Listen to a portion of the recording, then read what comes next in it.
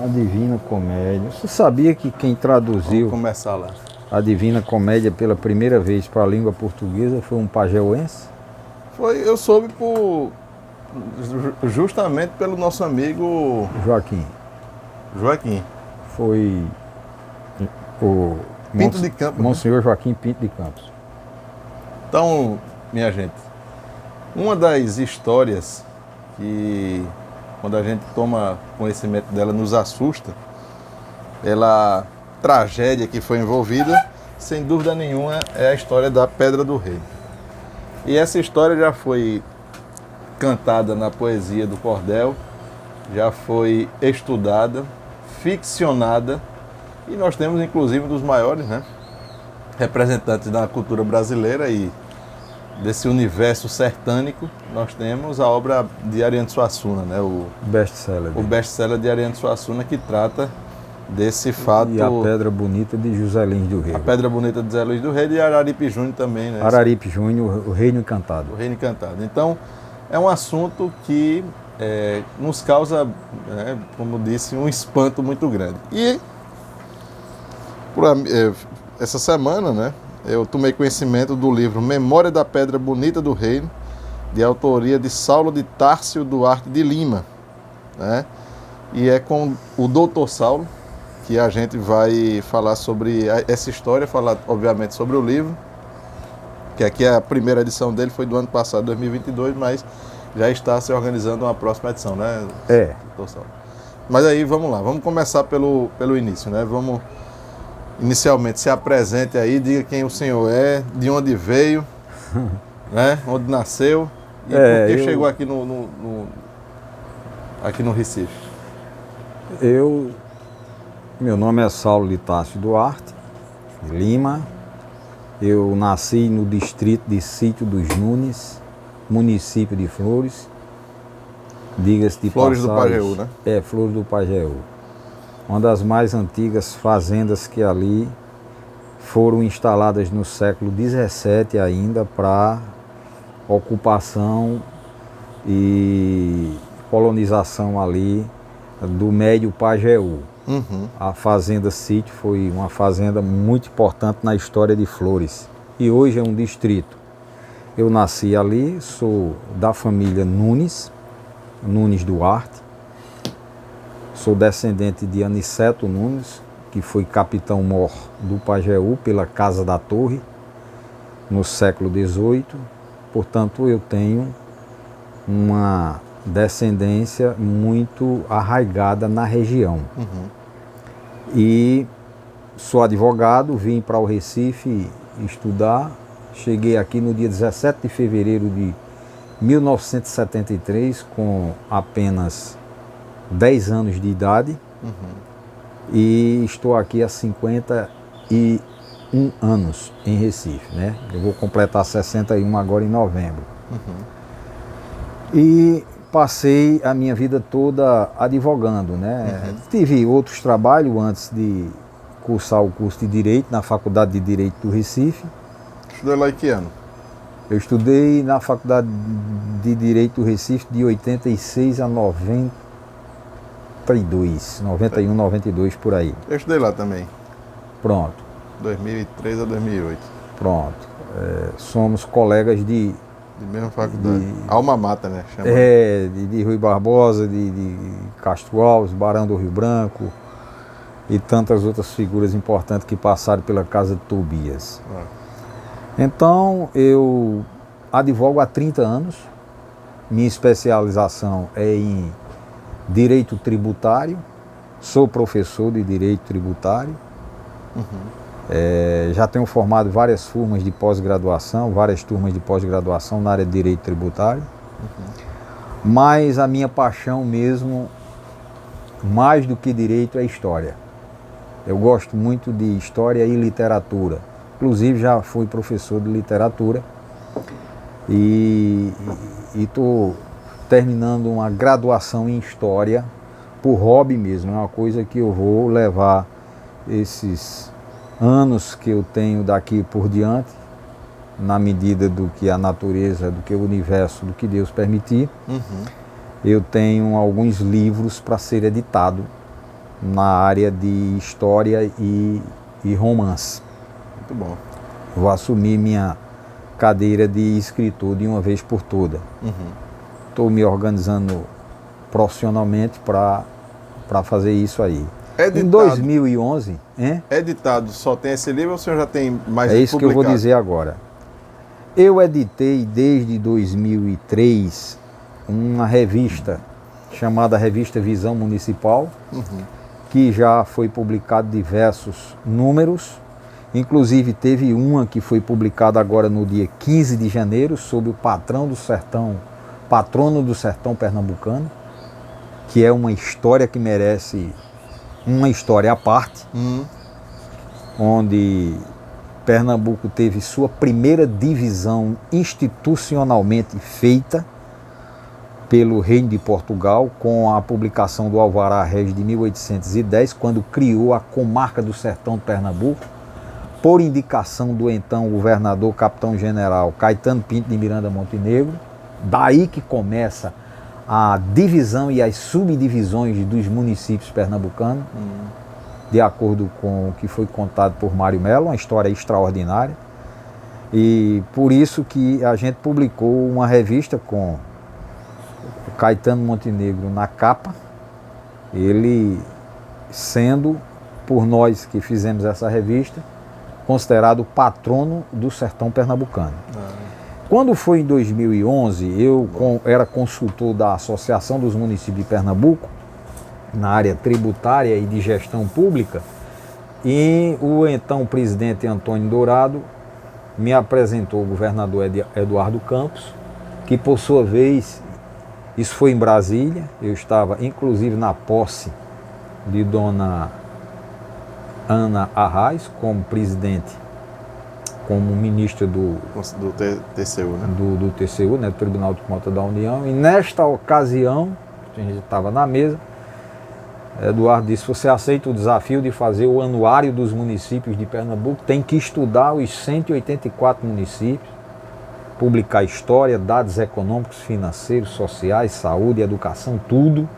Eu quero um anuário completo. Eu digo: está topado. Quando foi no dia 16 de novembro de 2011, a gente publicou o primeiro anuário. É uma obra monumental, de 900 e tantas páginas, toda colorida, muito bem diagramada pela equipe da Marco Zero. E foi o maior sucesso. Nesse dia, o lançamento foi feito no Espetos, ali da Agamenon Magalhães, onde estava presente praticamente quase que todas as maiores autoridades do estado de Pernambuco nesse dia. E foi uma festa muito boa. A partir daí, Antônio, eu comecei a tomar um gosto por história muito bom, muito grande, porque eu fui obrigado a estudar a história dos 184 municípios de Pernambuco. Pode continuar, viu, por favor? Entendeu? E com essa tomada de gosto pelo anuário dos municípios de Pernambuco, eu comecei a pesquisar os meus ancestrais. Foi quando eu cheguei ao capitão Manuel Nunes e... O capitão Mó, lá da Casa da Torre. O capitão Manuel Nunes é o pai dele. Um grande fazendeiro português que chegou aqui no início do século XVIII, final do século XVII, em 1690, por aí, a 1700. Aí aqui ele se casou e teve esse primoroso filho dele, que foi o primogênito, o Aniceto Nunes, que se tornou capitão mor ali, nomeado pela Casa da Torre, que era dona praticamente de todo o sertão pernambucano. Ele era uma espécie de Paulo de Tarso. Ele era um cobrador de arrendamento de sesmarias, de fazendas, etc. Se tornou um homem muito importante. Acredito que no tempo dele, em todo o sertão de Pernambuco, não havia um homem que tivesse mais terras do que ele. Ele chegou a ter 11 grandes fazendas. A fazenda preferida dele era a Fazenda Sabá, que fica hoje no município de Custódia, vizinho a Sítio dos Nunes. E a Fazenda Sítio era a maior de todas. Daí porque João Nunes, capitão também, herdou a Fazenda Sítio, que depois passou a ser conhecida como Sítio dos Nunes. E ali veio minha trisavó, bisavó, avó, avô, e eu nasci de 2 primos legítimos. Meu pai e minha mãe eram primos legítimos, então não tenho para onde correr. Nesse estudo eu me deparei com a história da Pedra do Reino, porque até então eu conhecia, e isso é importante destacar, eu conhecia o lado romanesco da Pedra do Reino. Araripe Júnior, José Lins do Rego com a Pedra Bonita e, sobretudo, a Pedra do Reino de Ariano Suassuna, que ganhou ares de uma interpretação romanesca que encarnou ali na história de São José de Belmonte, a ponto de hoje existir um festival que é comemorado no mês de maio, Festival da Cavalgada, onde eles tentam, de uma certa forma, retratar diversos folguedos, diversas práticas, diversos rituais medievais da época de quando surgiu o sebastianismo. E aí é onde eu quero começar de fato essa história aqui. Certo. A Pedra do Reino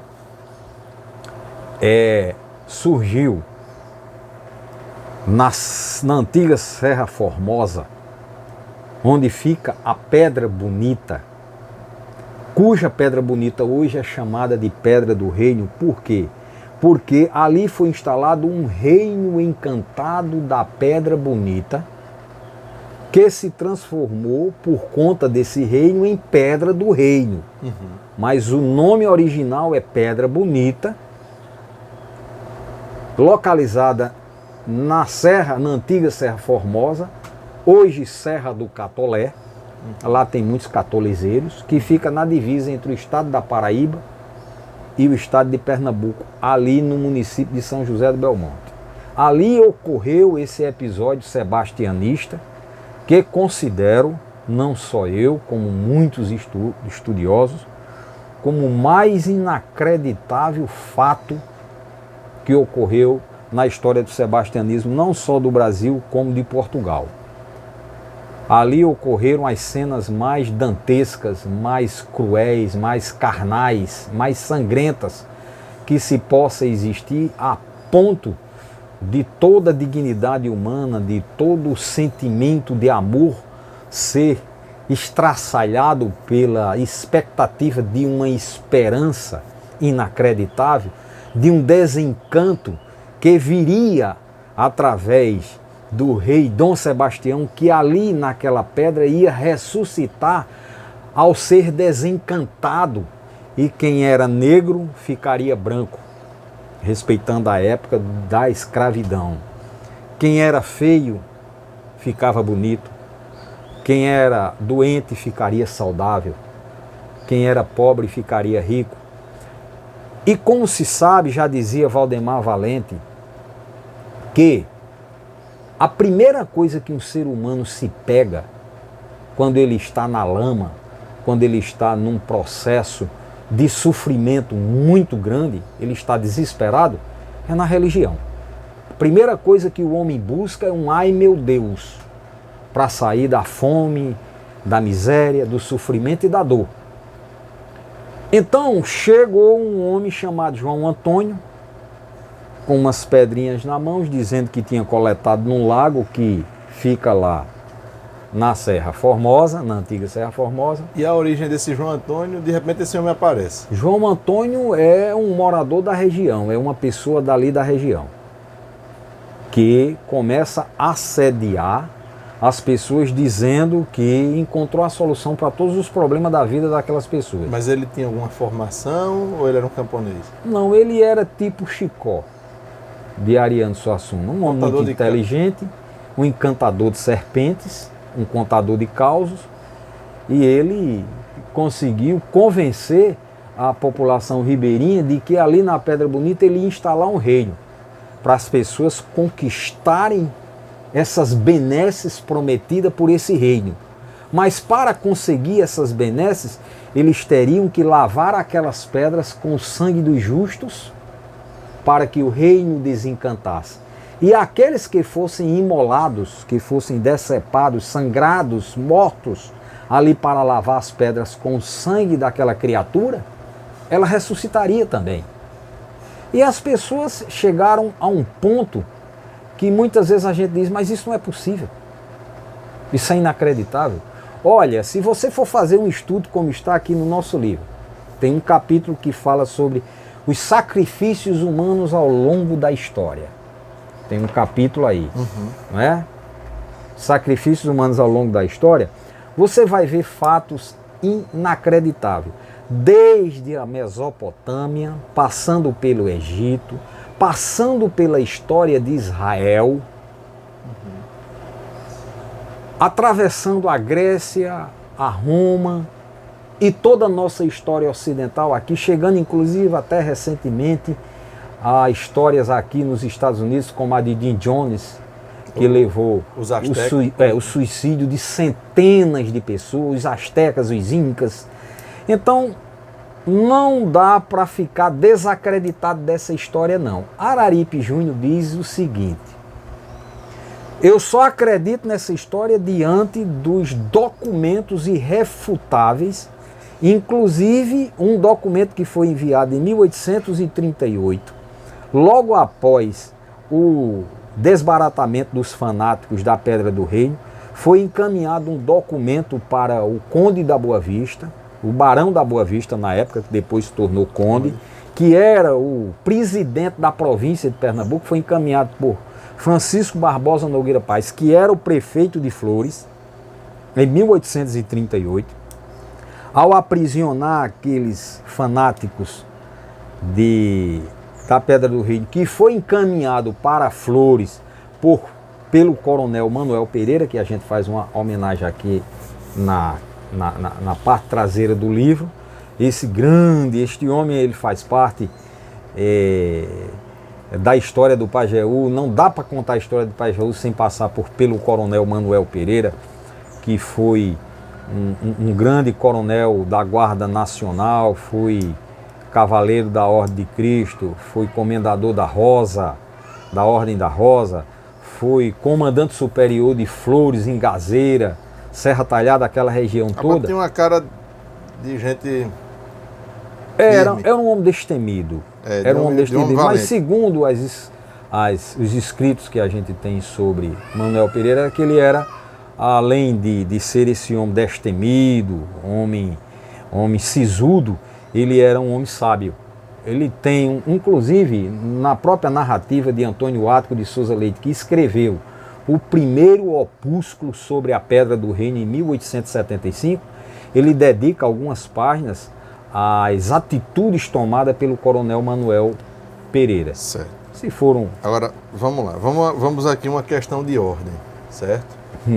Para que a coisa fique mais compreensível para quem está ouvindo e vendo sua aula, a nossa exposição aqui. Vamos lá. Primeiro o seguinte. Eu acho interessante a gente pontuar inicialmente quem foi o Dom Sebastião e como é que surgiu o sebastianismo. Para que a gente entenda... Isso aí é fundamental. Como é que a coisa chega em diante do que eu já falei até agora, vamos retocar colocando o pingo nos is. Isso. Colocando a cereja do bolo. Cereja do bolo. Em 1578, muito bem colocada esse seu à parte, pelo seguinte, Antônio. Em 1578, Portugal ainda vivia uma época de grandes conquistas. Recém-saída do grande período das navegações, da conquista do Brasil, da conquista de diversos territórios na África, na Ásia, a descoberta do caminho marítimo para as Índias, né? Portugal vivia o ápice do reinado da dinastia de Avis. Dom Sebastião, descendente da dinastia de Avis, que levou Portugal ao topo, considerada na época com a Espanha as grandes potências mundiais da navegação, não casara. aos 24 anos de idade, ele vivia ainda aquela grande efervescência do reino de Portugal. A Foiteza, descendente muito bonito. Na história dizem que ele era um homem de rara beleza, tanto é que era conhecido como o Desejado. Era um homem que tinha, apesar da sua pouca idade, muita sabedoria. E ocorreu uma batalha entre mouros e portugueses no norte da África, numa região chamada Alcácer Quibir, que hoje é ali onde fica Marrocos. Marrocos fica exatamente na ponta, tem uma cidade por nome de Ceuta, que fica na ponta da África, com a ponta da Europa ali exatamente no Estreito de Gibraltar, onde tem uma cidade militar. Ali foi onde foi encerrada a primeira notícia que se tem do corpo de Dom Sebastião. No retorno da Batalha de Alcácer Quibir, onde os portugueses foram derrotados, o que restou do exército português retornou à Lusitânia portuguesa, em Lisboa, sem o rei Dom Sebastião. Aí o pessoal, cadê o nosso rei amado? Cadê o nosso desejado? Cadê o nosso grande sábio rei Dom Sebastião? Ele não morreu. Ele desapareceu, ele não foi morto. Deixa que o corpo dele tinha sido sequestrado pelo então rei de lá dos mouros. E ao retornar, inclusive nesta batalha, estava presente 2 pernambucanos ilustres, que foi o Duarte de Albuquerque Coelho, que era o filho mais velho de Duarte Coelho. Duartinho. E o seu filho Jorge. E o seu irmão Jorge de Albuquerque Coelho, que é aquele da prosopopeia de Bento Teixeira. Bom, tanto é que na época, na batalha, quando ele cai do cavalo, o rei, quem entrega o cavalo para ele ocupar é o Jorge de Albuquerque Coelho, que foi um grande herói na batalha, saiu de lá todo trucidado, depois ficou como se fosse hoje de cadeira de roda, todo mutilado. Ganhou grandes títulos, honrarias no reino, o Duarte mesmo, se tornou marquês, pernambucanos. Então, você veja que na origem do sebastianismo, até nisso, o Pernambuco estava dentro dessa história na origem. Então, se o rei não voltou, aonde está o corpo do rei? Isso é uma história que é contada lá no final do livro. Uma história que ainda há uma certa resistência por parte de alguns pensadores. Então, surge a figura do sebastianismo. O que é o sebastianismo? O sebastianismo é exatamente esse desvario, esse desvario coletivo, na esperança do Quinto Império Português, que estaria encarnado na pessoa de Dom Sebastião, que não morreu, ele vai voltar. Existe um monte lá em Lisboa, o Monte Santa Catarina, onde as pessoas ficavam em cima do monte esperando o retorno do rei. Então, Portugal criou aquele clima de comoção de que o rei não teria morrido. Havia uma expectativa de retorno daquele grande rei que morreu na Batalha de Alcácer Quibir. Não, ele não morreu. Morreu sim. Só que no sentimento coletivo da população lusitana, havia uma expectativa de que Dom Sebastião voltaria. E essa expectativa de voltar, cria-se uma expectativa de um reino imaginário, o reino ideal. Isso é que é o sebastianismo. Como ele não retornava, os mais céticos chegavam e diziam: vocês vão ficar a ver navios? Vão ficar aqui a ver navios no Monte Santa Catarina esperando Dom Sebastião voltar? Daí a expressão a ver navios. Aquele povo esperando Dom Sebastião retornar no alto dos mares, apontando no navio, numa caravela, para chegar em Portugal. E como isso não acontecia, a ficar a ver navios. Essa é que é a expressão. Daí surgiu a figura do sebastianismo. Um dos primórdios da história do sebastianismo é contada nos livros do padre Antônio Vieira. Ninguém expressou, ninguém interpretou do ponto de vista dicionárico, do ponto de vista interpretativo, do ponto de vista sociológico, do ponto de vista ficcional, mais a figura do sebastianismo do que o próprio padre Antônio Vieira, que em seus sermões ele pregava a expectativa do Quinto Império, que depois isso foi herdado por Fernando Pessoa. E agora, já no final do século XX, por Agostinho Silva, um grande filósofo português que inclusive veio para o Brasil, tornou-se professor aqui em Brasília e em Salvador, peregrinou por todo o Brasil, deu palestras em Recife, Natal, em todo o país, e ele é um defensor da figura de que esse sebastianismo, esse sentimento do Quinto Império pregado pelo padre Antônio Vieira é o grande sonho imaculado que se encontra adormecido e hibernando no imaginário popular lusitano de Portugal. Portugal parece que ainda vive o sonho daqueles brios do orgulho do Império, do Reino de Portugal, da dinastia de Avis. Isso é uma forma de expressão sebastianista. Lá em 1838... E esse professor, nesse sentido, é sebastianista? Esse Agostinho que o senhor falou? Com certeza, ele é como se ele tivesse se autodeclarando e se autodenunciando que há nele também um sentimento saudosista dessa grandeza. Da grandeza lusitana do século XVI. E você pode verificar que isso no Brasil e em qualquer país do mundo existe.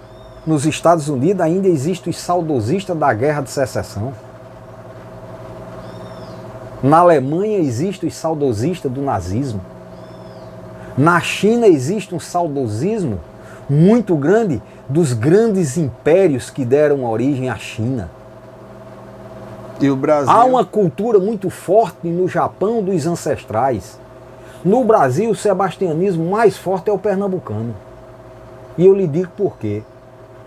Nós já fomos a principal capitania do Brasil. Nós fomos a joia, né? Nós fomos a joia da coroa portuguesa.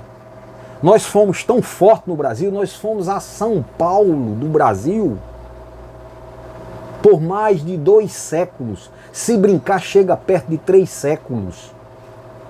Onde praticamente quase chegou, teve momentos que quase toda a economia que era transferida para a coroa portuguesa saía do ouro branco, do açúcar, da grande e potentosa capitania de Pernambuco.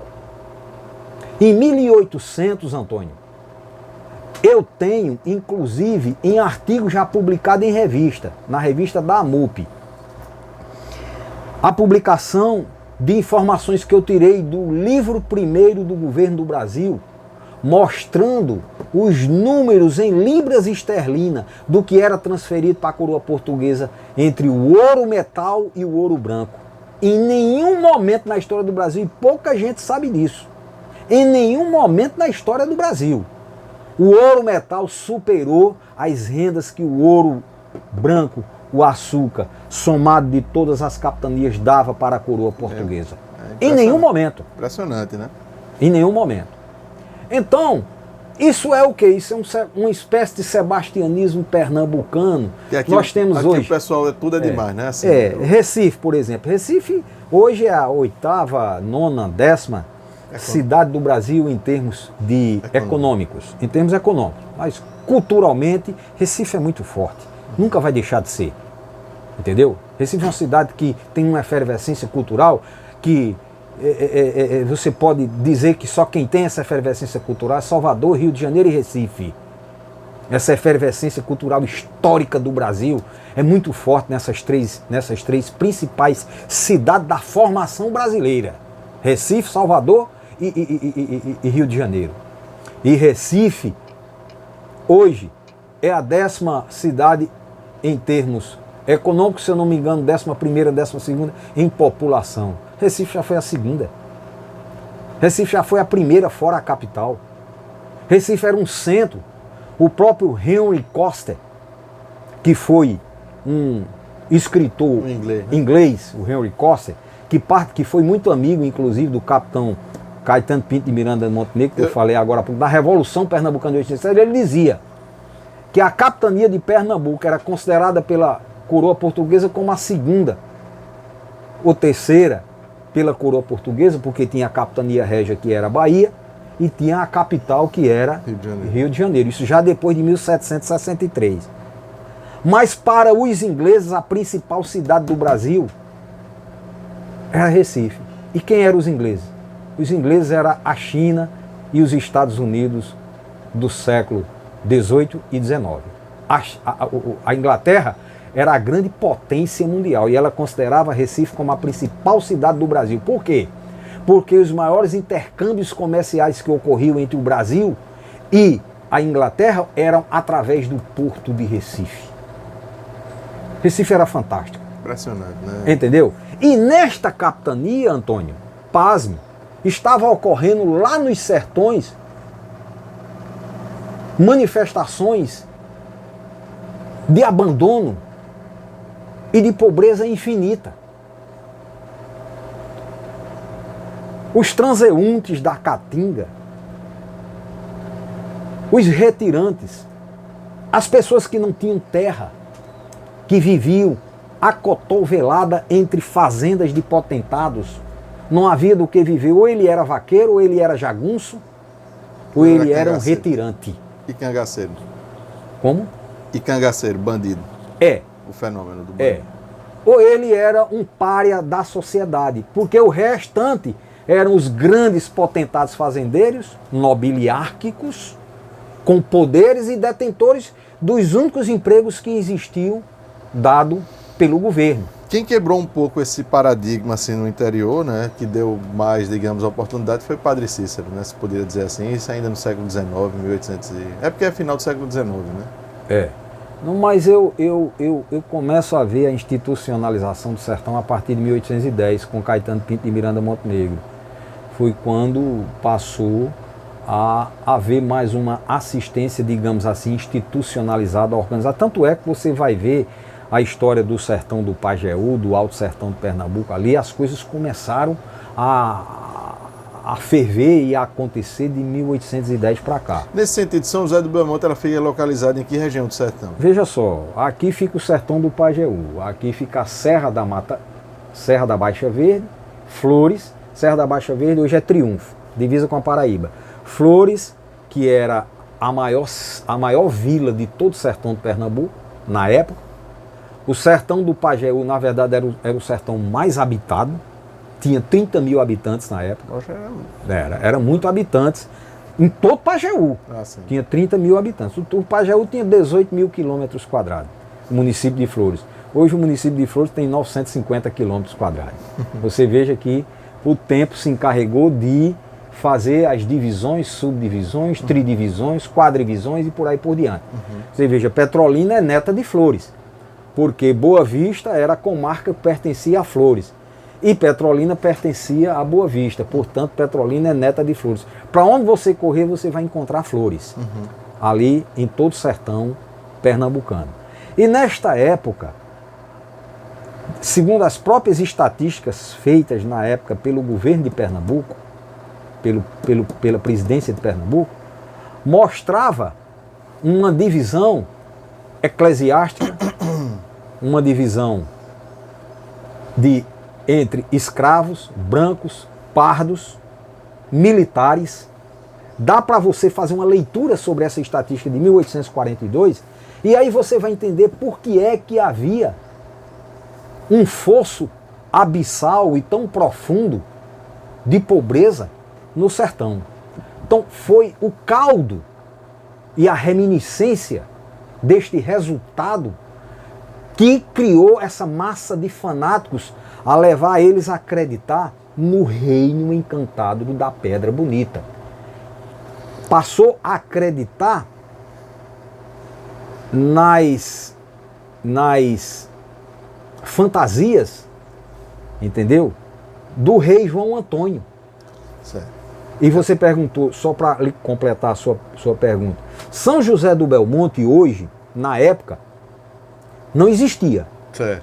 Onde hoje é a cidade de São José do Belmonte era uma fazenda de nome Maniçobal, que fica a 30 quilômetros da Pedra do Reino. Hoje, a Pedra do Reino fica dentro do município de São José do Belmonte, cuja sede do município é a cidade de São José do Belmonte.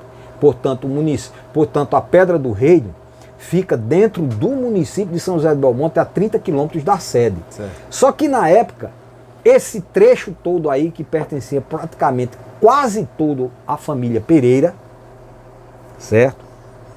Fazenda Belém, que era a fazenda do coronel, Fazenda Cachoeira, que era a fazenda do irmão dele, que era outro coronel. Na época eram capitães, tá entendendo? Na época eram capitães. Pertencia ao comissariado de Serra Talhada, que na época era Serra Talhada, e Antônio Ático, quando publicou em 1875, colocou lá Reino Encantado da Pedra Bonita, Memória do Reino Encantado da Pedra Bonita, na comarca de Vila Bela.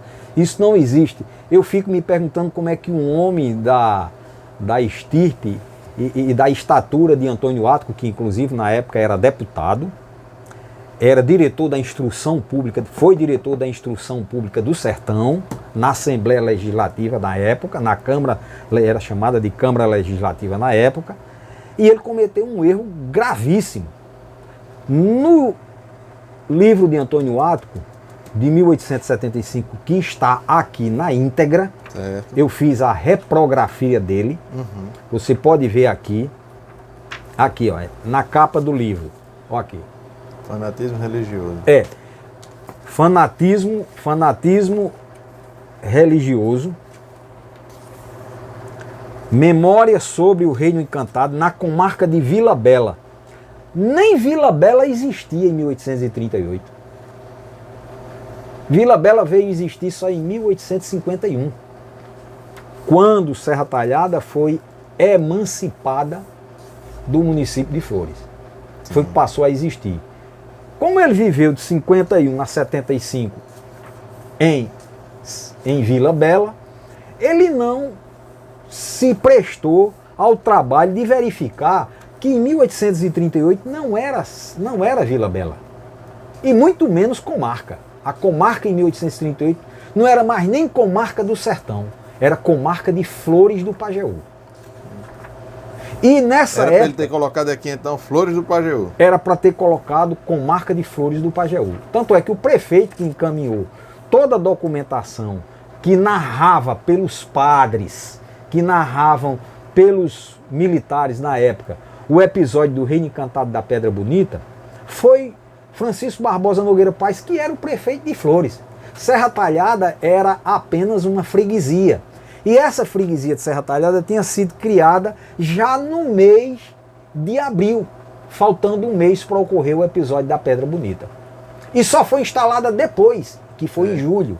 Isso tem no Diário de Pernambuco. Portanto, nem a freguesia de Serra Talhada tinha sido instalada ainda no dia 18 de maio de 1838, quando ocorreu o fato final, né? Sim, ou seja, o final, quando ocorreu o desfecho do Reino Encantado da Pedra Bonita com o combate realizado pela tropa do Coronel Manuel Pereira. Certo. Eu ainda tenho uma pergunta ainda nessas fases preliminares ainda.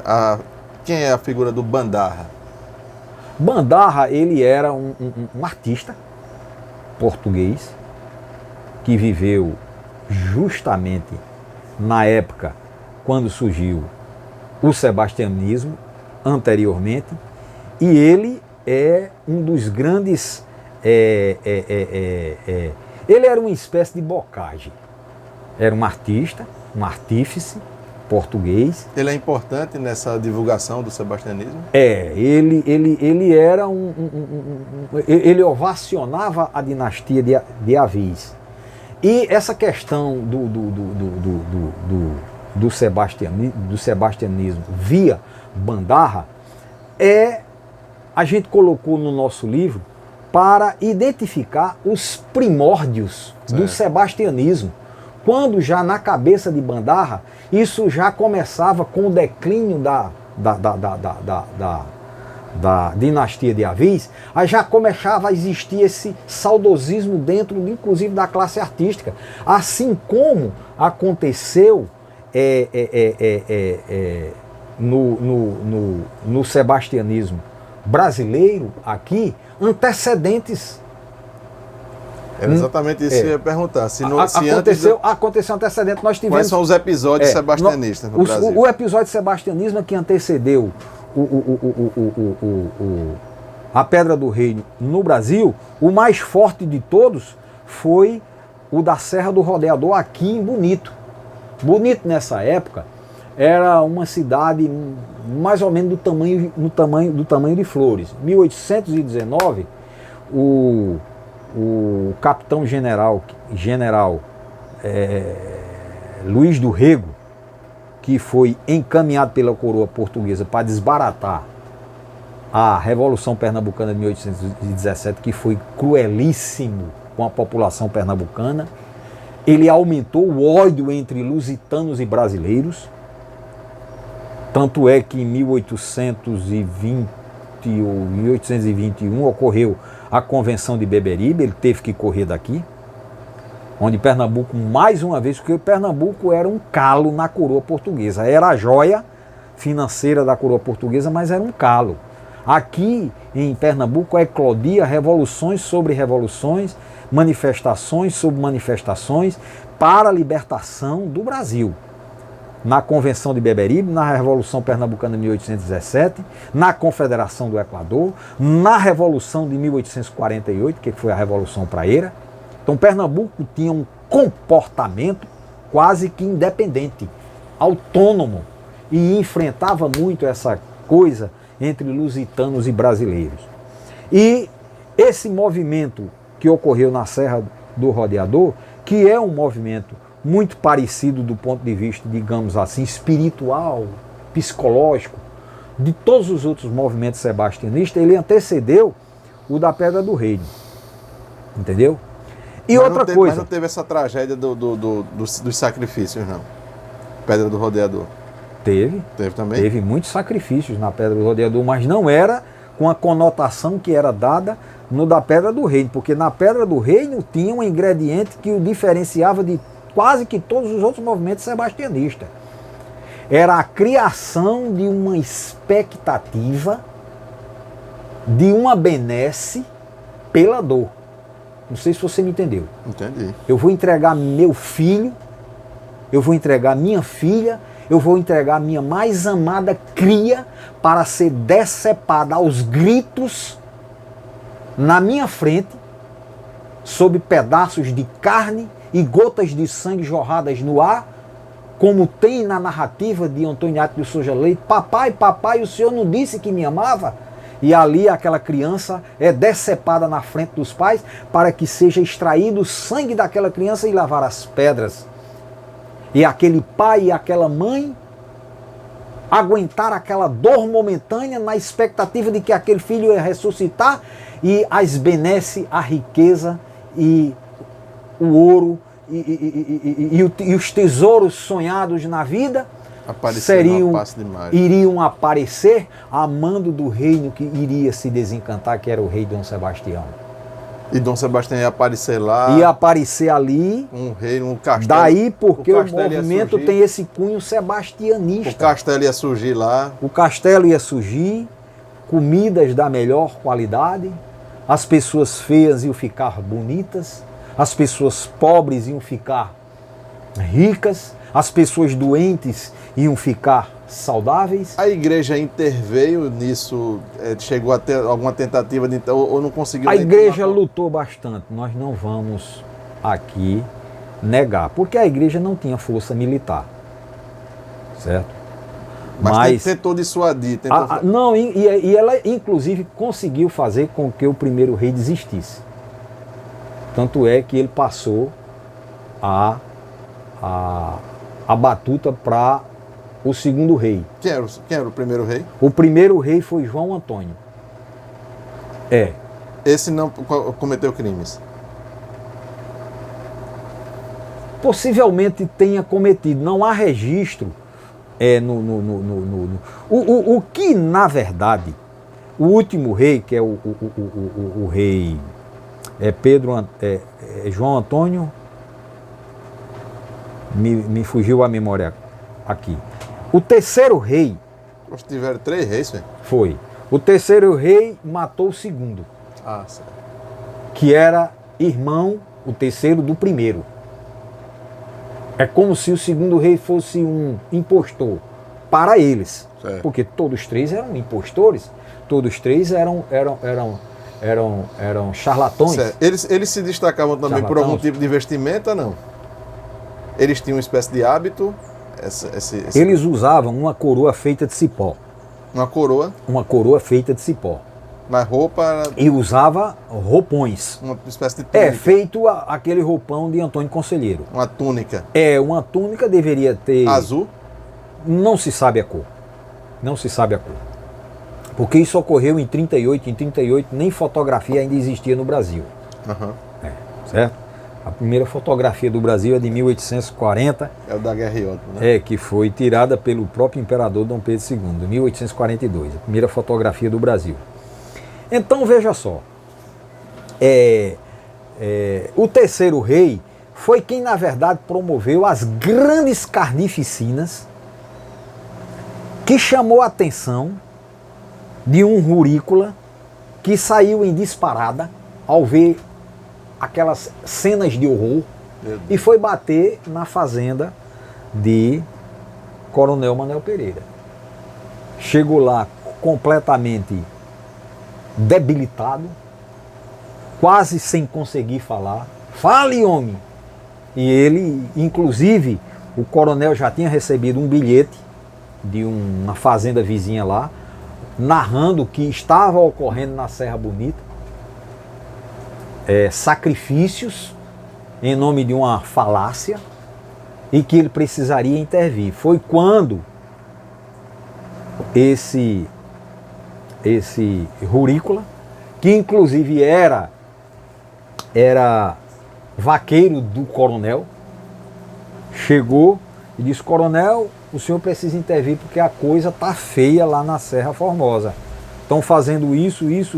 Aí ele contou a história toda para o coronel.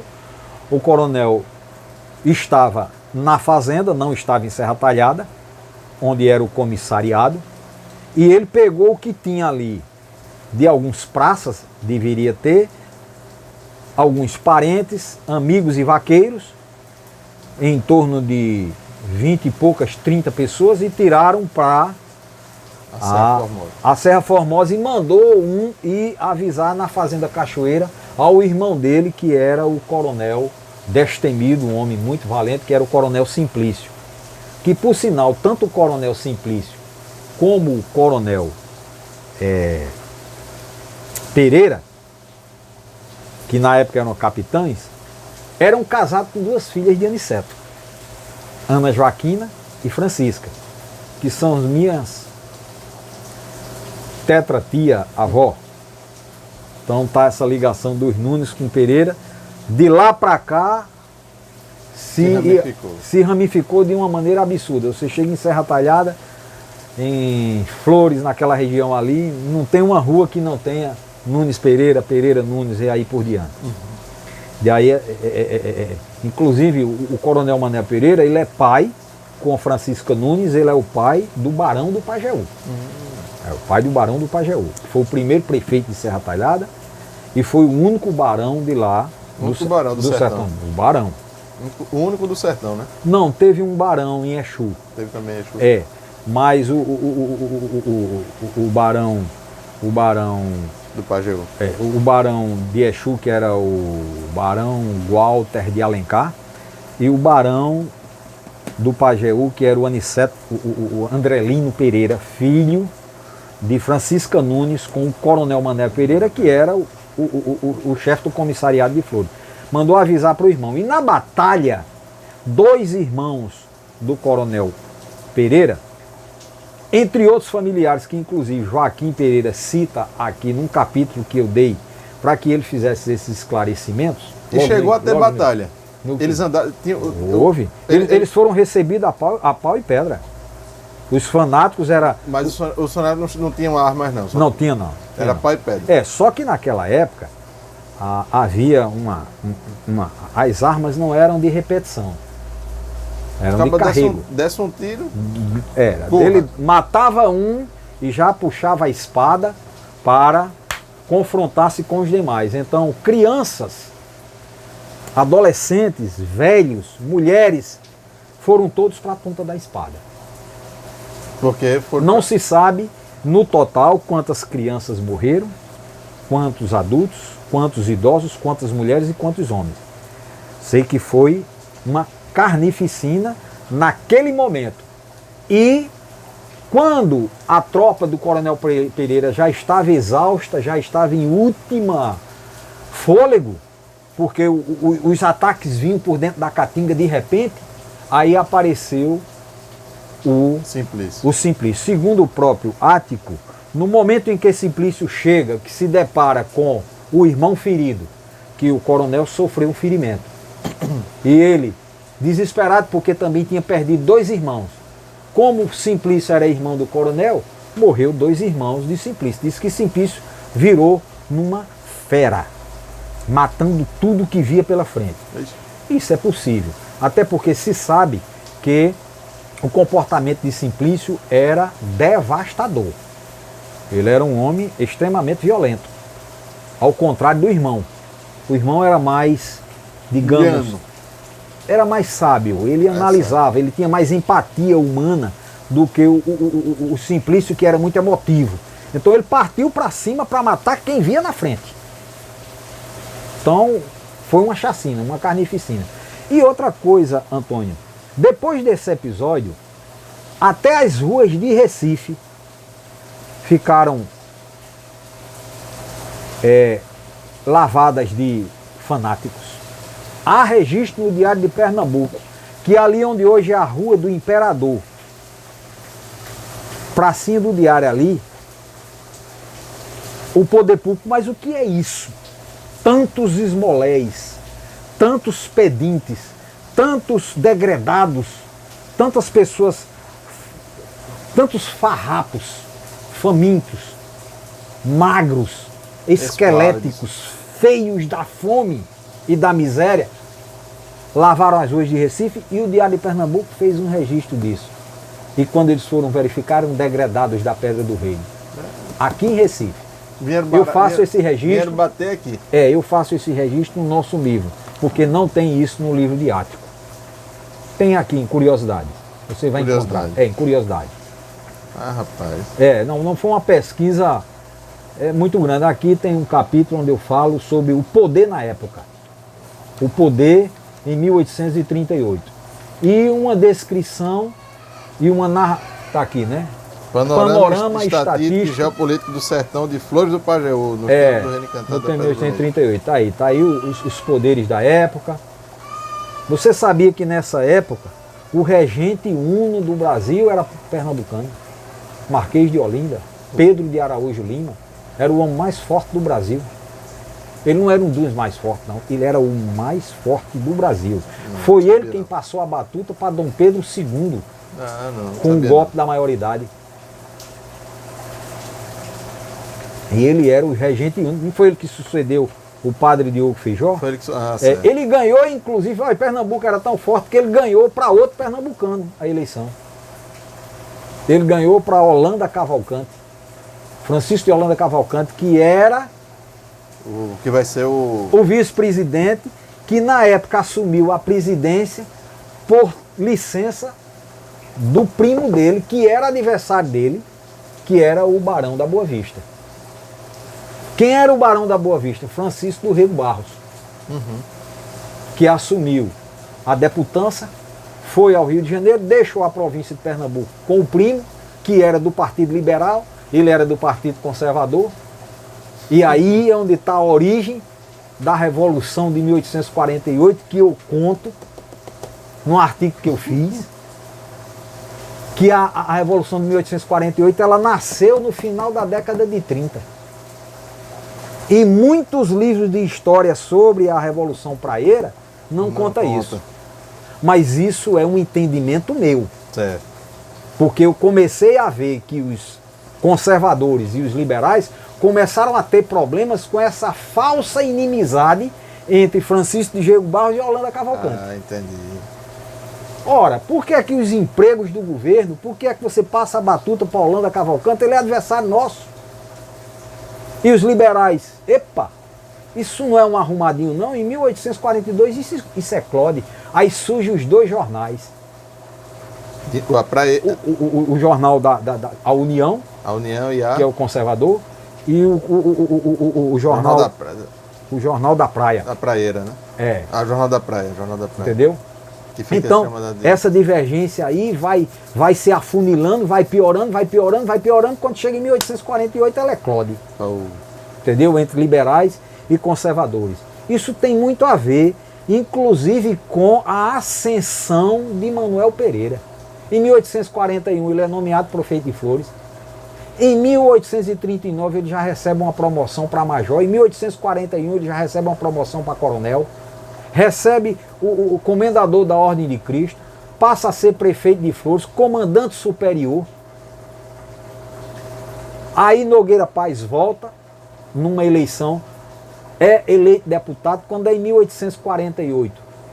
Em Flores a Revolução Praieira foi uma coisa muito forte, porque Coronel Pereira já estava muito forte aí, ele foi nomeado delegado, vai para Flores com a tropa dele para assumir, Nogueira Paz não aceita, aí há um tiroteio que talvez na história do Pajeú tenha sido um dos maiores tiroteios que ocorreu ali.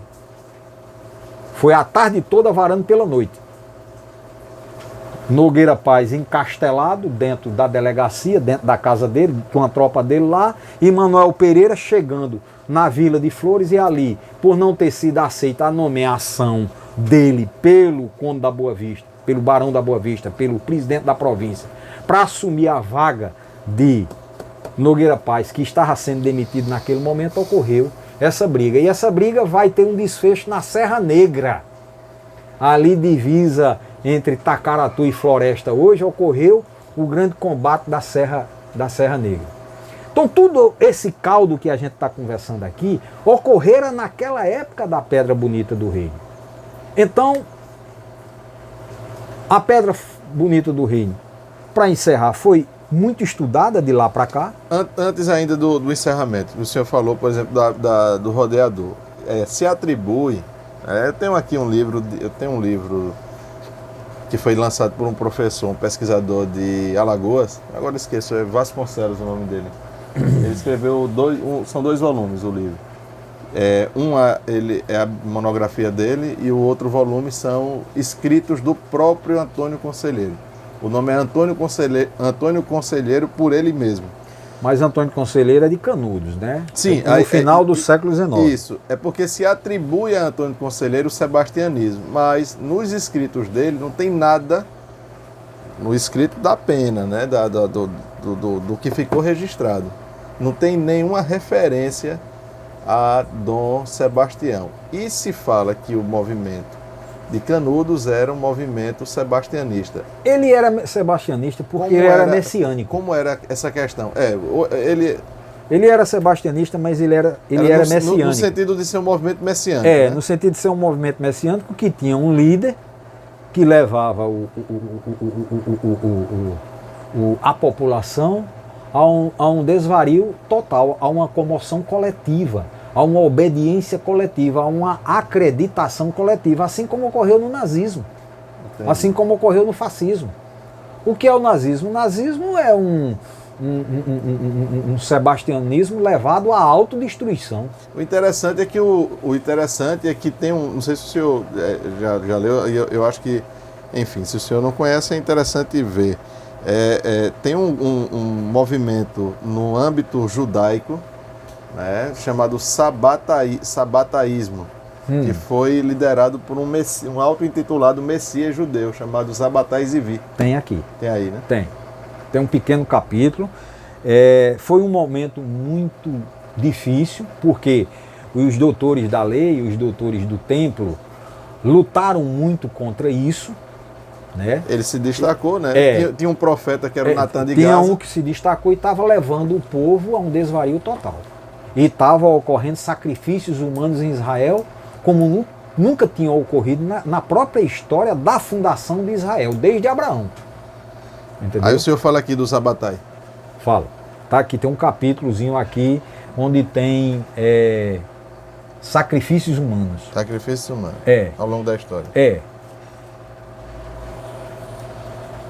Então veja bem, Antônio. Quer dizer que foi o Deus e o diabo na Terra do Sol ali. O Deus e o diabo na Terra do Sol, que é um movimento messiânico também, né? Ele retrata em Deus e o Diabo na Terra do Sol, Glauber Rocha, aquela... Isso já é a pedra do reino na cultura, né? Na cinematografia. A gente passa pela historiografia, pela cinematografia, pela dramaturgia, pela sociologia, pela poesia, pela história, pela poesia. Então, o objetivo desse livro foi esse.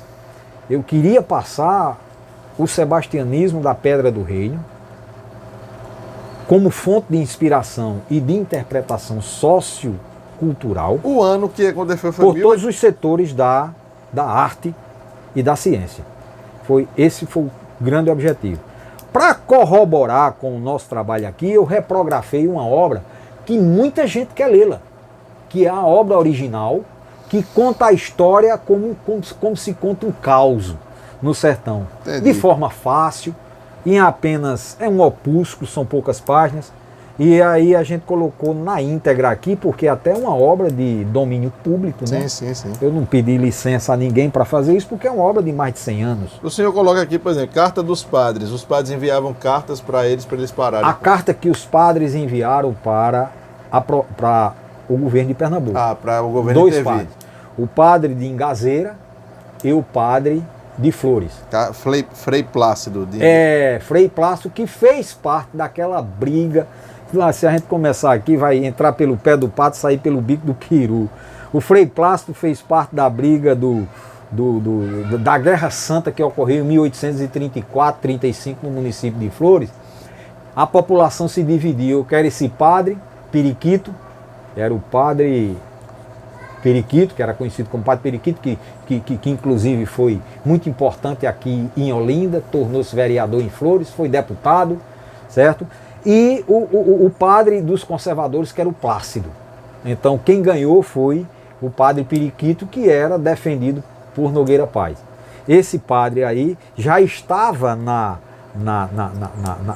paróquia de Ingazeira e recebeu uma carta do padre da paróquia de Serra Talhada e eles trocaram essas cartas, aí essas cartas vieram bater, foram encaminhadas aqui para a presidência, aí juntou com a carta enviada por Nogueira Paz, que é uma carta extensa, e esses documentos oficiosos e oficiais foi que deram a veracidade que Araripe Júnior fala lá na frente. Eu me recuso a acreditar nessa história da Pedra Bonita, se não fosse o peso dos documentos oficiais. É pesado, né? Ele se recusaria. Então, aí veio o Araripe Júnior, veio Tristão de Araripe, esse fato. O Araripe Júnior foi que escreveu O Reino Encantado. O senhor colocou aqui, curiosidades interessantes. Qual seria uma curiosidade interessante? Tem muitas. Por exemplo, de que era feita a bebida. Como era que era feita a bebida que entorpeciam as pessoas? Eles entravam no... Existia algum... Eles entravam em transe. Quer dizer que... Já ouviu falar em Manacá e Jurema? Já ouvi. Quer dizer da casca do... Eles tinham um ritual, era? Da casca do Manacá e da casca da Jurema era feita uma espécie de lambedor. Era feita uma espécie de bebida. Certo. Essa bebida, ela inclusive era utilizada pelos índios. E elas têm um grau de entorpecimento muito forte. Se você fizer ela hoje em casa aqui, você tomar ela, você vai ficar trêbado, vai ficar completamente desvarecido com essa bebida. Então, quando o rei e a sua equipe, que era o clero, digamos, ali da Pedra Bonita, o clero da Pedra Bonita, começava a assediar as pessoas para elas entregarem seus filhos ou se entregarem para que com o sangue dela fosse lavada as pedras, era fornecido um ritual antes disso e era dada essa bebida. Então, diante dessa bebida, ficava mais fácil você convencer aquela pessoa a acreditar numa história fantástica, numa história inacreditável. Então essa bebida facilitava. Então isso é uma novidade que eu coloco no livro, como é que é feita essa bebida. Quem quiser fazer a bebida é só comprar o livro, porque está lá, inclusive, os ingredientes e a dosagem de como fazer essa bebida. Outra novidade que eu já contei aqui, essa do haver navios. Certo. As pessoas ficavam esperando. E certo. Tem tantas outras novidades. Os pernambucanos fazendo parte da Batalha de Alcácer. Entendi. Mas veja, e outra coisa, assim, eles moravam perto lá eles moravam perto da Eram pedra? Todos os habitantes ali do sul do Ceará, do oeste, mas do sudoeste, da Paraíba uma cidadela? e do noroeste de Pernambuco. Certo, mas eles construíram uma cidadela, morava todo mundo perto? Não, não. Havia os rituais e eles voltavam para suas cabanas, para suas casas, e alguns por lá mesmo dormiam, lá mesmo ficavam. Porque lá na Pedra do Reino é um lugar belíssimo. Sim. Vale a pena visitar. É um passeio turístico extraordinário.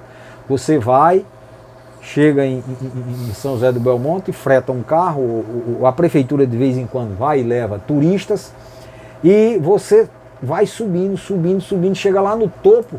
Aí tem as duas pedras, você vê toda a região. Uma visão belíssima, um panorama de montanhas. E agora que está no período verde, agora mesmo no dia 25, 26 de maio que eu estava lá, eu fui com os meus colegas da Academia de Letras de Flores do Pajeú, que eu sou presidente da Academia de Letras. A gente levou uma caravana para lá e fomos para a Pedra do Reino. Quando chegamos lá, você vê todo o panorama da região. Então, não há como... Lá mora duas famílias só. Aí você vai se afastando e vai vendo casinhas, vai descendo, tem lagos por todos os locais, minifúndios, pequenas propriedades, e aquelas pessoas provavelmente, certamente, são descendentes dos fanáticos de alguns fanáticos do Reino da Pedra Bonita, que por ali na região mora. Então eles eram cooptados pelo desvario, eles eram cooptados através da bebida, através do convencimento daquelas promessas encantadas, do encantamento, e subiam ao púlpito, para o altar do Reino Encantado da Pedra Bonita, que é exatamente onde fica essas duas pedras de mais ou menos 30 metros de altura, onde elas formam em duas posições pontiagudas, como se fosse o altar-mor. Embaixo e atrás tem umas pedras onde ocorria os rituais. Atrás tem uma pedra que, se você bater com outra pedrinha assim, ela parece um sino. Eu fiquei tão impressionado que eu só vim verificar isso através do escritor Valdir Nogueira, que considero ele uma das pessoas que tem maior conhecimento, diria até mais do que eu, sobre o Reino Encantado da Pedra Bonita. E eu fui ver lá e ele disse: olha, essa pedra aqui, ela tem o som de um sino. Mas como assim, uma pedra desse tamanho? Aí o menino foi, pegou e bateu.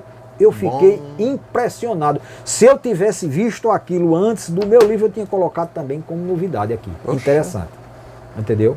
Ficar a ver navio, Dom Sebastião não foi o último rei de Avis. Houve um outro rei, que não era da dinastia, mas ele foi nomeado, era uma pessoa da confiança da família. Entendeu? E daí por diante. É uma coisa, olha que trabalho, viu? Antes da memória do Reino da Pedra Bonita, da memória do Reino Encantado da Pedra Bonita, da comarca de Vila Bela, publicado por Camões, foi exatamente contemporâneo de Dom Sebastião. Ele cantava o lusitanismo, ele foi um dos antecessores do sebastianismo do ponto de vista literário, se você for a fundo na interpretação, porque ele já pregava o saudosismo lusitanista, já estava começando a verificar nas suas próprias poesias os saudosismos de um reino que estava perdendo a sua As armas majestade. e barões, né, assinalados, É, né? que depois você sabe que como potência mundial sucedeu a Holanda, com a criação das companhias das Índias Ocidentais e das Índias Orientais. Depois foi que entrou como potência mundial a Inglaterra. Mas quem tinha dinheiro naquela época, inclusive para financiar os finais da era do mercantilismo, da era das grandes navegações, foram os holandeses.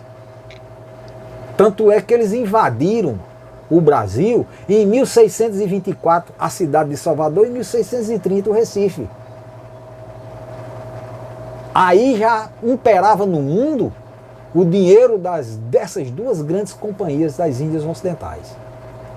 Esse sebastianismo era exatamente eu diria assim, essa frustração da população portuguesa em não ver aquele país que no início do século XVI surgia como grande potência mundial ao lado da Espanha, a potência ibérica, e estava se tornando um país de segunda classe do ponto de vista econômico. Esse saudosismo é que faz com que a coleta dos grandes a coleta das grandes qualidades do seu último rei, que era o Dom Sebastião da dinastia de Avis, ficasse dentro de cada um, dentro de um saudosismo. Isso é o sebastianismo à luz de uma interpretação sociológica e psicossocial. Muito interessante. Agora me diga uma coisa, o senhor identifica no mundo moderno, contemporâneo, no que a gente chama de pós-modernidade, ou até mesmo, alguns dizem modernidade líquida, ou seja lá o quê, pós-verdade, pós um bocado de coisa. O senhor identifica ainda enxertos ou episódios de sebastianismo nesta alma lusitana? Nunca vai deixar de existir. Nunca vai deixar de existir. Talvez daqui a milênios, até na quando a se manifesta. Depuração espiritual, a depuração psicossocial atingir índices nunca dantes visto na história da civilização humana. Mas enquanto existir ainda esse plano das paixões que nós seres humanos temos diante das nossas coletividades, dos nossos governos, dos nossos empreendimentos coletivos, vai sim existir o orgulho social, vai sim existir os brios, vai sim existir o bairrismo, vai sim existir essa querência que temos do patriotismo das nações. Nós estamos vendo agora, por exemplo, um país que está muito angustiado com o seu declínio, que é a Argentina. Qual é o sebastianismo argentino? É o saudosismo da era de ouro de Carlos Gardel, de Perón. Se dizia na Europa, gastar como um argentino. Gastar como os argentinos, eles tinham um nível de superioridade nos indicadores sociais. Entendam a palavra, para não confundir, não fazer fake news. Quando eu falo é da superioridade dos indicadores sociais da Argentina em relação a todos os demais países da América Latina nas décadas de 10, 20, 30, 40 e até 50. A Argentina tinha dinheiro sobrando, emprestou dinheiro para a recuperação da Europa, entendeu? E era um país que tinha uma elitização nos costumes, que essa era de ouro, vivida inclusive pelo seu grande ídolo musical, que era Carlos Gardel. A Argentina tinha ares de Paris, de Europa, enquanto o Brasil era inclusive chamado por eles, por palavras pejorativas, um país de pardos, um país de mestiços, um país de macaquitos, como eles diziam. Está entendendo? Hoje o Brasil, apesar do fosso social que nós temos, a Argentina não está muito distante disso, não. Então há um sentimento sebastianista, podemos assim dizer, entre aspas, desta era de ouro da Argentina para a Argentina de hoje. A Argentina hoje está tendo cidades com já um bom índice de afavelamento, inclusive Buenos Aires. Eu estive lá e vi. Eu digo, isso aqui não é a Argentina que eu conheci há 20, 30 anos atrás. Há um declínio. Então, Não é só a Argentina. Nós estamos vivendo hoje também uma mudança de polo das potências mundiais. Nós estamos vendo os estudiosos, os grandes cientistas, os grandes pensadores americanos apavorados, porque eles estão vendo que está ocorrendo um fenômeno nos Estados Unidos de emperramento na sua liderança, no seu poderio imperial em relação ao restante do mundo.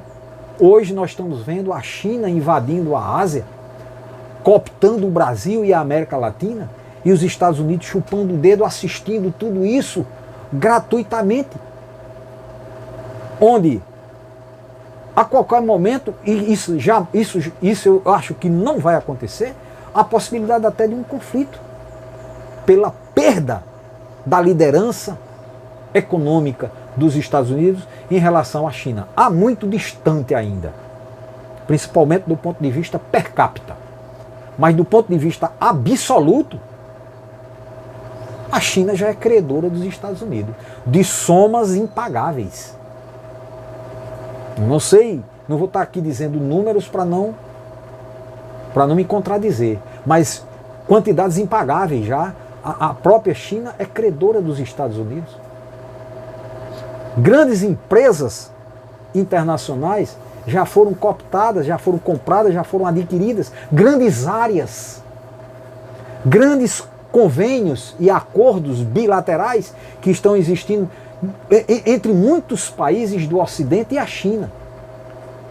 E agora entrando a Índia em cena para contrapesar. O mundo é multipolar, né? Para que o mundo deixe de ser bipolar. Se ele fosse tripolar, quadripolar, seria melhor. A Índia está vindo muito forte aí, isso é bom, para contrabalancear, para que a gente não viva sempre aquela polarização como a gente viveu dias angustiantes na década de 60, de 70, onde quase que uma guerra poderia ter ocorrido nuclear entre os Estados Unidos e a Rússia. O que é o sebastianismo? O sebastianismo ele pode ser transferido para hoje, desde que você dê uma interpretação não lusitana a ele. Sim. Mas uma interpretação calcada num fato adequado para aquela nação. Uhum. Eu dei o exemplo aqui do sebastianismo pernambucano, que é muito forte. Essa perda que nós tivemos e que vivemos praticamente 3 séculos no topo da economia brasileira. De repente, né, hoje. Para você ter uma ideia, Antônio, em 1960 foi que São Paulo veio superar o Rio de Janeiro. 60, né? 1960. Isso está provado estatisticamente. São Paulo nem é falada no período do sebastianismo. São Paulo nem é falada no período. A única coisa que você fala de São Paulo até perto do final do século XIX, com o início, após a segunda metade do século XIX, com o início da ascensão cafeeira, antes você só falava que São Paulo tinha bandeirantes, para não dizer que eram jagunços. Tinha muito jagunço em São Paulo, que recebiam grande quantidade de dinheiro, inclusive da capitania de Pernambuco, que foi contratado Domingos Jorge Velho para desbaratar o quilombo de Palmares, foi pago com dinheiro de Pernambuco. Os paulistas, os grandes desbravadores, foi não. A historiografia brasileira, quando Pernambuco começou a perder importância econômica e São Paulo começou a crescer, São Paulo começou a colocar na historiografia brasileira uma coisa que São Paulo foi, mas não foi tão quanto se conta. A gente vê em Varnag, que é paulista, um certo desprezo por Pernambuco, nos seus tão importantes livros. Como é que você vai contar a história do Brasil sem a integridade do território nacional mantida pelas capitanias de Pernambuco e da Bahia? Quem foi que desbravou todo o interior do Nordeste aqui por dentro, saindo até o Amazonas? Casa da Torre? A Casa da Torre E os pernambucanos pelo litoral foram até a ilha de Marajó, expulsando franceses, expulsando holandeses, expulsando outros invasores, inclusive até italianos.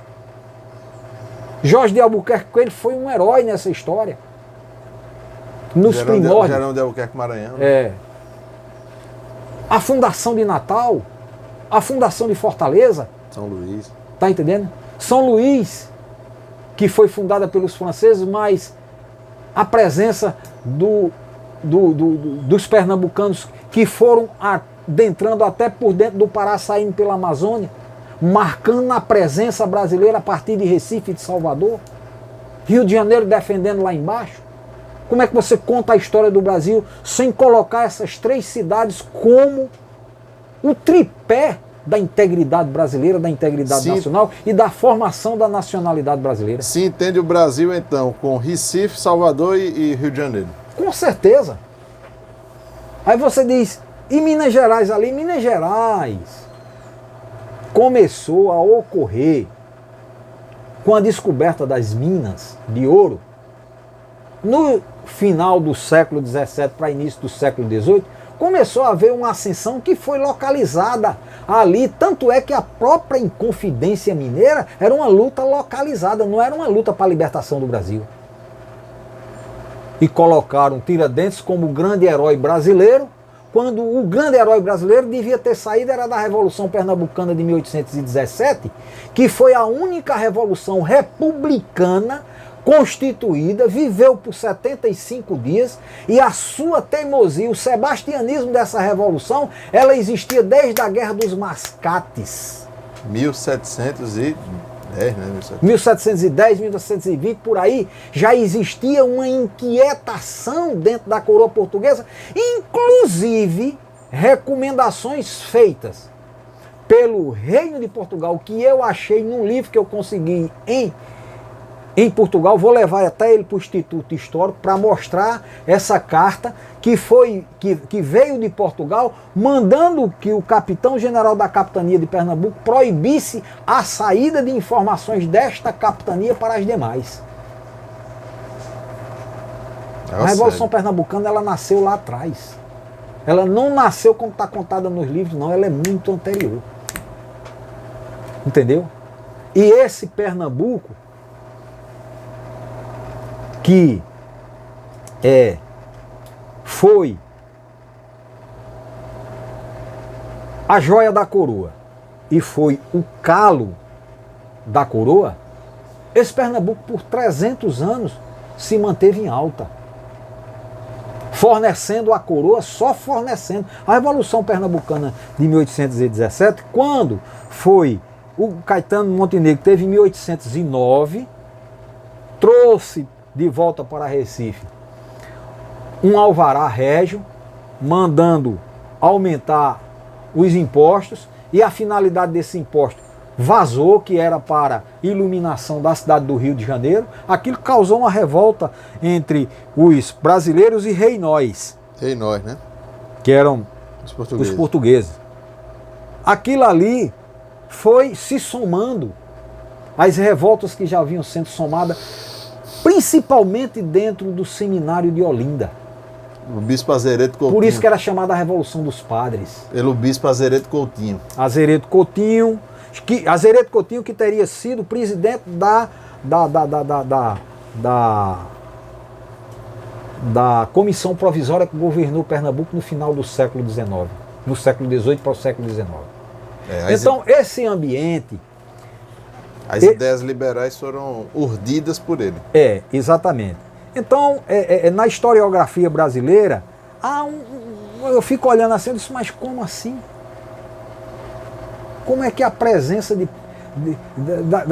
da mais inquietante capitania brasileira, que era a capitania de Pernambuco, cujos movimentos eram feitos sempre em prol do Brasil, diferente do movimento da Inconfidência Mineira, que era um bando de riquinhos da alta sociedade da época, de lá, de Mariana, de São João del Rei, daquela região, de Ouro Preto, daquela região ali, para diminuir os impostos, Tanto é que quando ela foi desbaratada em Inconfidência, morreu um que não era rico. O alferes. Foi o bode expiatório, que foi um alferes. Tiradentes, e transformaram ele numa figura que a gente procura e não encontra a magnitude de um líder revolucionário. Não há. Quem era para ser o grande herói, criado pela Comissão Provisória Republicana de 1890 para 1891, era para ter sido um republicano. E, sobretudo, um pernambucano. Porque as grandes batalhas pernambucanas eram pela libertação do Brasil. Pernambuco contactava todas as demais capitanias para aderir ao movimento. Em 1824, praticamente só a Bahia que não aderiu. Porque a Bahia tinha o Conde dos Arcos. O Conde dos Arcos foi vice-rei de Portugal. Vice-rei do Brasil, nomeado por Dona Maria, depois pelo príncipe regente Dom João. E Conde dos Arcos foi. Se encarregou de organizar um exército para vir sufocar, juntamente com o exército que vinha pelo mar, do Rio de Janeiro. E ele vinha por terra. Para sufocar a rebelião de 1800, o levante de 1817, que foi rápido, foi avalaçador. As ruas de Recife ficaram lavadas de sangue, porque onde passava se matava. A batalha foi grande. O ódio que existia entre, tem até uma história romântica entre Teodora e qual é o nome dele? José Domingos. E o Domingos Martins. Domingos Martins. É uma história belíssima entre os dois. Ela, filha de um português, que morava num sobrado onde hoje é a rua... Aquela rua que foi considerada uma das ruas mais bonitas do mundo, a Rua do Bom Jesus. O sobrado dele era ali. E Domingos Martins era um cara bem sucedido já. Segundo o narrador dessa história de amor aí, disse que era um homem muito bonito e ela era uma mulher belíssima, uma rainha, uma princesa de rara beleza. E esse casamento aí, eles lutaram até que o Domingos Martins conseguiu chegar ao topo do poder. Ele era escolhido pelos revolucionários para ser o presidente da República Pernambucana. E aí ocorreu o casamento e pouco tempo eles viveram, poucos dias, esse grande romance como primeira-dama, a Teodora, a primeira-dama da República de Pernambuco. Entendeu? Bom. Então, o que me deixa estarrecido com essa história do reino encantado da Pedra Bonita, inclusive o historiador pernambucano Nelson Barbalho de Caruaru, ele narrando os motivos que levaram àquela quantidade de pessoas párias da sociedade, aqueles excluídos, a acreditarem e a fazerem parte daquele movimento fanático, daquele fanatismo religioso criado ali na Pedra Bonita, foi exatamente o nosso modelo social, o nosso modelo político, o nosso modelo econômico, voltado para uma minoria ínfima da sociedade que comandava todas as terras, todos os engenhos e todos os poderes. Diga uma coisa, aqui eles eram poligâmicos, era? Ele chega a dizer aqui, a poligamia era aceita no reino. Era, tanto é que o próprio... O Joaquim Pereira. O próprio rei João Ferreira lá contrai casamento com Josefa. Esta, por não aceitar a situação, reclama ao esposo que enraivecida a mata com mais de 20 facadas. Havia uma poligamia, mas houve assassinatos por conta disso. Não era uma instituição, não. Nem era aceito por conta de boa parte dos fanáticos. Então, a poligamia não era um estatuto do reino. O estatuto principal do reino encantado da Pedra Bonita, e até hoje a gente que estuda o assunto, tem muita coisa que vai ficar sem explicar, sem se explicar. Qual era o objetivo de João Antônio, de Pedro Antônio, tá entendendo? De instituir o reino encantado ali. Qual era o grande objetivo deles? Aqui é as duas pedras. Aqui na frente tem umas pedras grandes, né? Quem fez esse desenho não foi lá. Acho que isso foi um retrato falado. E não lá. Não há essa amplidão aqui, não. Aqui está mostrando... Aqui atrás você tem as pedras e a serra já começa a descer. Aqui mostra o sacrifício, né? Tem uma pedra aqui, mas essa pedra do sacrifício é aqui atrás. Dessas duas. Isso aqui seria o que? O rei, né? Esse aqui, alguns subiram... Pronto, a pedra que faz o barulho do sino é essa daqui. Essa daqui.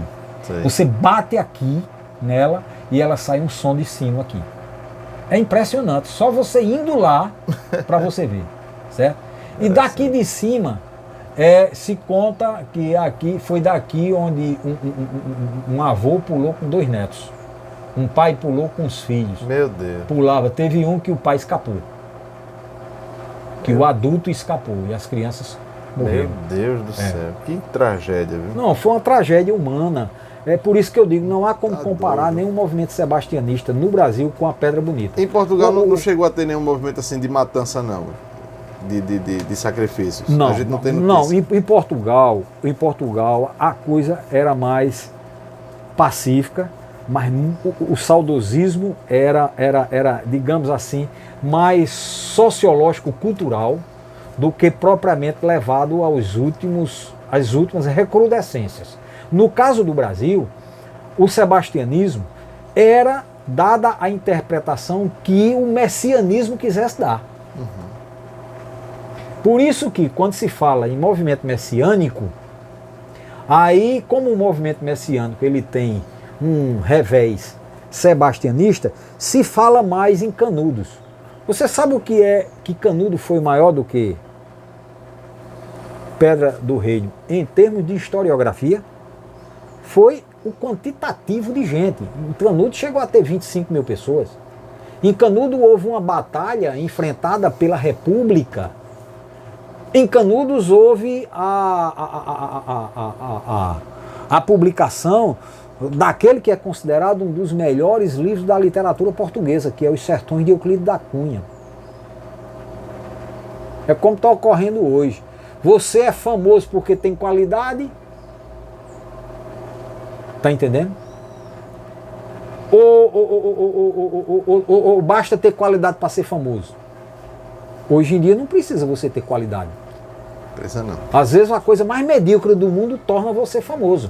A regra, né? Tá entendendo? Então, você pega a história de Canudos, ela ganhou uma dimensão na literatura e uma dimensão institucional muito grande. Mas quando se fala em sebastianismo de recrudescência, em sebastianismo de uma simbologia carnal, de uma simbologia dantesca, tá entendendo? Você não tem você não tem o similar no movimento sebastianista brasileiro que chegue sequer aos pés do sebastianismo da Pedra Bonita. Não ocorreu isso em Canudos. Filho de Antônio Ático. Vou fazer uma entrevista com Antônio Neto Pronto. sobre Solidônio Ático Leite, grande intelectual. Solidônio foi um gênio. Um gênio. Ele chegou a ser... ele era filho de Antônio Ático, o que escreveu... O Antônio Ático, né? Que era advogado. O primeiro opúsculo sobre a Pedra Bonita em 1875. Sim. Aí ele reeditou em 1892, lá em Juiz de Fora. 1898. Ele foi juiz em Juiz de Fora, né? Foi, lá em Juiz de Fora. E se tornou procurador-geral da República no governo de Washington Luiz. E o cabo era Não, ele, peso pesado, inclusive, ele foi um dos autores, com Clovis Bevilacqua, do primeiro Código Civil brasileiro. Ah, ele estava na comissão com o Cláudio Bevilacqua. Estava. Ele era um dos mais importantes da comissão do Código Civil brasileiro. Ah, então o cabo era... 1914, 1915. Que alguns até hoje lamentam de ter sido substituído pelo de 22. Mas é isso. Chegamos. Alguma questão? Tem alguma questão? Vamos ver. É só passar um e-mail para stdmunicipal@gmail.com que eu responderei qualquer pergunta sobre o assunto. Sim. É? E aí dizer também que vai ser, né? Em breve vai ser lançado, né? A segunda edição, né, doutor Saulo? Eu vou lançar uma segunda edição em Recife. Já falei com o pessoal da Academia Pernambucana de Letras e estou aguardando resposta para a gente marcar dia e hora para fazer o lançamento na Academia Pernambucana de Letras ou no próprio Instituto Histórico Arqueológico e Geográfico de Pernambuco, o IAHGP. IAHGP. É. Mas é isso então, é muito bom a sua pesquisa e vamos estudar esse capítulo sangrento da história de Pernambuco, né? Que resvalou em tudo que é... Esse fato da Pedra Bonita, a gente encaminhou esse livro para várias instituições, Academia Brasileira de Letras, a Academia de Letras do Brasil, institutos históricos estaduais, veículos de comunicação de âmbito nacional. Hoje em dia quase tudo é de âmbito nacional, né? Mas os grandes corporações de comunicação, para mostrar que esse movimento aqui, ele deveria ter sido colocado na historiografia brasileira do final do século XIX como o mais sangrento, o maior, o mais inacreditável, o mais mórbido e o mais intrigante movimento sebastianista da história do Brasil, porque foi algo inacreditável. Inacreditável. Meu amigo, muito obrigado e vamos falar de outros assuntos também, né? Eu acho que um assunto pode desligar, né? Eu acho que vamos falar de outros assuntos também, né? Pra gente